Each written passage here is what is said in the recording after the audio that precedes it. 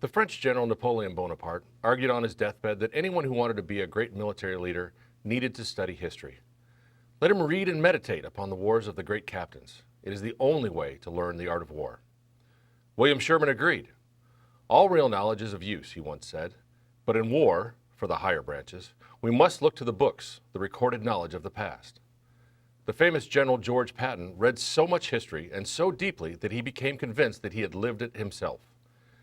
Dwight Eisenhower studied so much history that his classmates back in Kansas thought he would be a college history professor someday.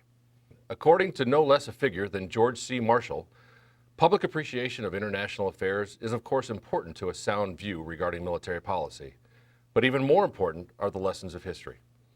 Therefore, it is to the historian that we must turn for the most essential service in determining the public policy relating to national defense. In more recent years, General David Petraeus, Martin Dempsey, and James Mattis would all sing the praises of the study of history, with Mattis offering the characteristically pointed observation that ultimately, a real understanding of history means that we face nothing new under the sun. Isn't history amazing? Not so fast. Because history is amazing, it must be used with care. History is the most dangerous product which the chemistry of the mind has concocted. One philosopher has said, it fills people with false memories, exaggerates their reactions, exacerbates old grievances, torments them in their repose, and encourages either a delirium of grandeur or a delusion of persecution. It makes whole nations bitter, arrogant, insufferable, and vainglorious. The point is that history is often inspiring or infuriating, which means it can also appeal to our strongest emotions and provoke our most visceral reactions. It can tell us how great we are, confirming all of our biases about ourselves, while inducing blindness to our failures. It can unveil our darkest and most base instincts, allowing us to wallow in pathological self-critique while blinding us to our successes and triumphs. Perhaps worse, history can be manipulated deliberately to build up, to destroy, to confuse, to persuade, to dissuade, and more. It is for good reason that one of the most famous movie lines of all time is, when the legend becomes fact, print the legend. Why is history so dangerous? One answer is that in a complex world, people would like at least occasionally for there to just be some easy answers. History interpreted poorly can offer those answers. Think about this example. For everybody who lived through World War II, British Prime Minister Neville Chamberlain's bargain with Hitler at Munich in 1938 became the go-to analogy. It supposedly taught us that if we don't stop tyrants early, it gets way harder to stop them later. That analogy at least contributed to getting the United States into Vietnam, even though the comparison of Munich to Saigon doesn't hold up so well under brighter light. In the years since, avoiding another Vietnam has become the favorite analogy, even though you would be hard-pressed to find any scenario that matches up well to the very specific circumstances and personalities at play with North and South Vietnam, the United States, China, and the Soviet Union in the 1960s and 1970s. Yet the simplistic historical comparisons continue. Go to the Wikipedia list of Dash-Gate words, all triggered by the original Watergate break-in during the 1972 presidential election. There are 23 entries, beginning with B alone, ranging from Beachgate to Butterflygate. In every case of adding Dash-Gate to a word, the analogy is that there is some sort of scandal involved, one that probably goes all the way to the top.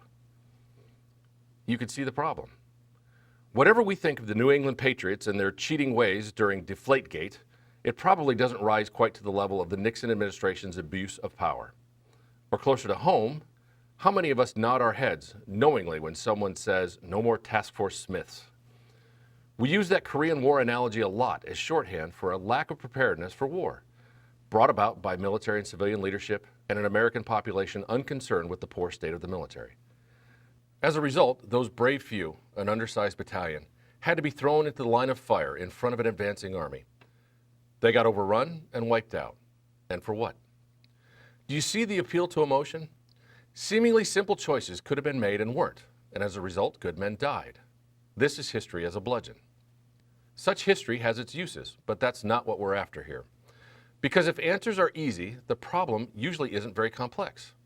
If the problem is complex and the answers are still easy, then the answers are probably wrong. For all of these reasons, but especially if a historical lesson or analogy sounds too neat or easy, then it probably is. No matter how much we all want it to be, history is not here to give you answers. So if history is so dangerous and it doesn't give easy answers, what's it good for? What were Napoleon and Eisenhower going on about? The truth is that critical thinking at the senior or strategic level relies less on knowing a specific fact or answer and more on being able to ask questions appropriate to the issue at hand. More than anything, historical mindedness is about reflexively asking questions. How did we get here? What are the origins and development of this issue? What options were previously available to decision makers? What are the similarities and differences in the past and current situations? What has worked in the past and why? What has not worked and why not? These types of questions are required in looking at, understanding, and acting upon any strategic issue, and they are all historical questions our graduates must be in the habit of asking in thinking about strategic issues. While this can sound intimidating, it shouldn't be. The Army War College is not a history graduate school, and its students are not being educated to become historians. In fact, being historically minded doesn't even require a prior knowledge of history, nor is it about learning a ton of facts or memorizing names and dates. The point is to ask the question, look for answers, and thereby develop a richer understanding of the environment of, problems with, and possible approaches to the issues at hand. The good thing is that you will get plenty of practice. All Army War College programs and courses seek to engender improved strategic thinking skills in students, whether under such names as critical thinking, creative thinking, systems thinking, or design. Such thinking is essential to everything we do as we study theories of war and strategy, leadership, political and strategic systems and organizations, political and strategic decision-making, the management of the defense enterprise, and war and theater planning and campaigning. All strategic thinking about all of these subjects is improved by approaching them with historical mindedness. Even better, approaching any one of these subjects with historical mindedness in turn opens avenues of inquiry and thought that enrich understanding about the other subjects. And in the end, that is what we were really talking about, an improved capacity in how to think.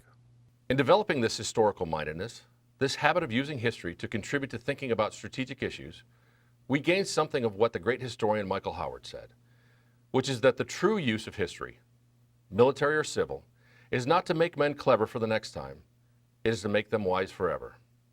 Along the way, maybe too we get something else, something more intangible, but equally vital.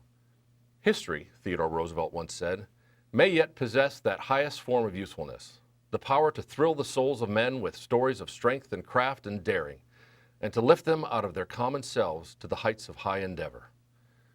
Strength and wisdom for the future. Sounds about right.